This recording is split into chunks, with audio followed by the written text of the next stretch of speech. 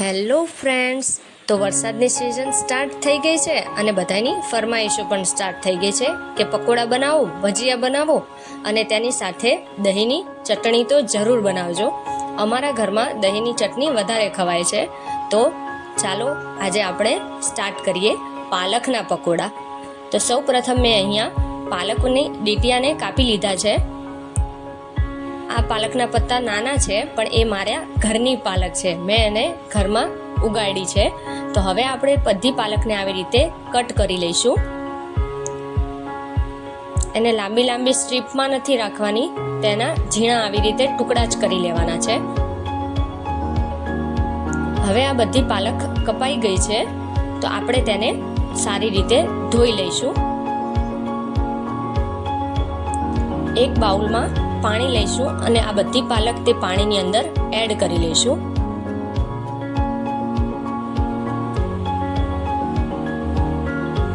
આવી રીતે આપણે પાલક ધોઈએ તો તેનો બધો જે ઉપરની માટી કે કચરો હોય તે નીચે બેસી જાય છે. હવે તેને 2 મિનિટ માટે પાણીમાં રહેવા દઈને પછી આપણે તેને બધી પાલક આવી રીતે કાણાવાળા વાટકામાં કાઢી લઈશું, જેથી તેનું બધું પાણી નીકળી જાય.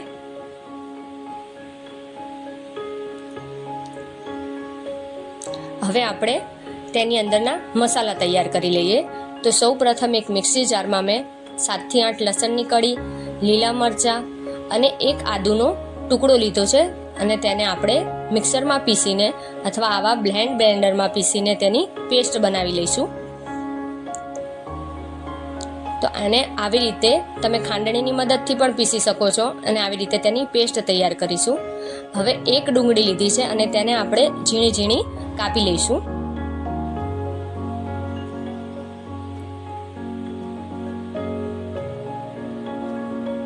સાથે આપણે કોથમીરને પણ ઝીણી ઝીણી સમારી લઈશું. હવે એક બાઉલમાં આપણે કાપેલી પાલક, સમારેલી ડુંગળી અને આદુ મરચાં લસણની પેસ્ટ અને આપણે કોથમીર એડ કરી લઈશું. હવે એમાં મેં 1 કપ જેટલો ચણાનો લોટ લીધો છે અને અડધી વાટકી જેટલો સોજી લીધો છે.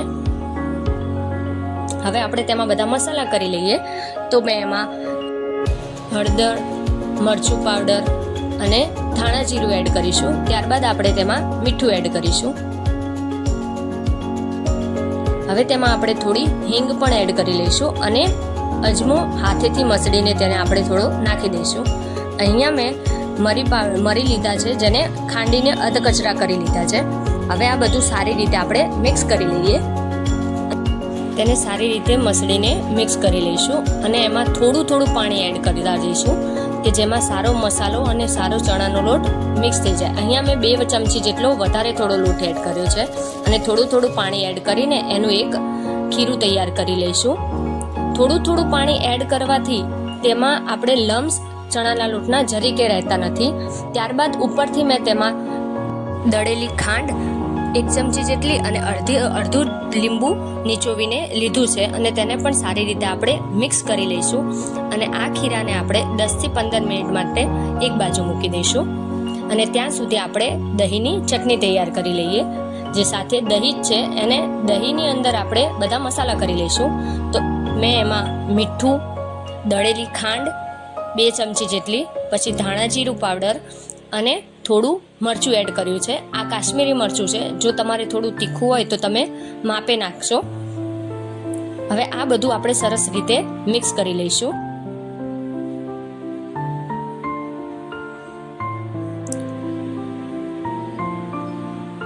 હવે તૈયાર છે આપણું જે ભજીયાને આપણે જેને ભજીયા સાથે ખાઈશું તેવી દહીંની ચટણી. હવે આપણે તેલ ગરમ કરવા માટે મૂકી દીધું છે અને ખીરાની અંદર આપણે થોડો ખાવાનો સોડા અને થોડું ગરમ 1 જ ચમચી જેટલું તેલ એડ કરીને બધું મિક્સ કરી લઈશું સારી રીતે. હવે તેલ સારી રીતે ગરમ થઈ ગયું છે, તો આપણે તેમાં બધા હવે ભજીયા બનાવી લઈએ.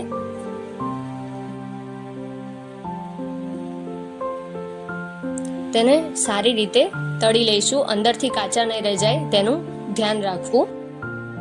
આ પકોડા એકદમ ઉપરથી ક્રિસ્પી અને અંદરથી એકદમ સોફ્ટ બને છે. અહીંયા તેને આપણે 2 થી 3 મિનિટ માટે જ તળવાના છે. 2-3 મિનિટ તળાઈ ગયા બાદ આપણે તેને એક પ્લેટમાં હવે કાઢી લઈએ.